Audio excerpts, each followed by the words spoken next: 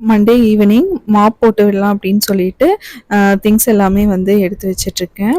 அதுக்கப்புறமா தம்பி ரொம்ப வந்து டிஸ்டர்ப் பண்ணுவான்னு சொல்லிட்டு அவனுக்கு வந்து டாய்ஸ் எல்லாமே எடுத்து வெளியில் உட்கார வச்சு அப்படியே விளையாட விட்டுட்டேன்.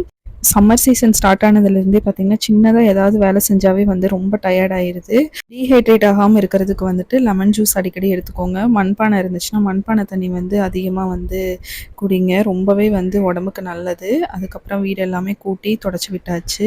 நானுமே வந்து வேலையெல்லாம் முடிச்சுட்டு ரொம்ப ஒரு மாரி டயர்ட் ஆயிருச்சு. 1 டம்ளர் வந்து லெமன் ஜூஸ் போட்டு லெமன் ஜூஸ் எடுத்துக்கிட்டேன். அதுக்கப்புறம் சிங்க் நெறைய வந்து பாத்திரம்லாம் குமிஞ்சிருந்தது. கையோட பாத்திரம் எல்லாமே வந்து வெளக்கி அந்த இடத்துல எடுத்து வச்சாச்சு. அப்படியே கையோட சிங்க் ஏரியா எல்லாமே வந்து வாஷ் பண்ணி விட்டுட்டேன். காலையில வந்து அரிசி ஊற வச்சிருந்த தண்ணிய எடுத்து செடிகள் எல்லாத்துக்குமே வந்து ஊத்தி விட்டாச்சு. ஈவினிங் போல வந்து ஸ்ட்ராங்கா ஒரு காஃபி வச்சு குடிச்சாச்சு. நைட்டு வந்து டின்னருக்கு மாவு இருக்கு. தேங்காய் சட்னி மட்டும் அரைச்சுக்கலாம் அப்படின்னு சொல்லி பிளான் பண்ணியிருந்தேன். இந்த வீடியோ பிடிச்சிருந்தா லைக் பண்ணி என்னோட சேனலை சப்ஸ்கிரைப் பண்ணிக்கோங்க.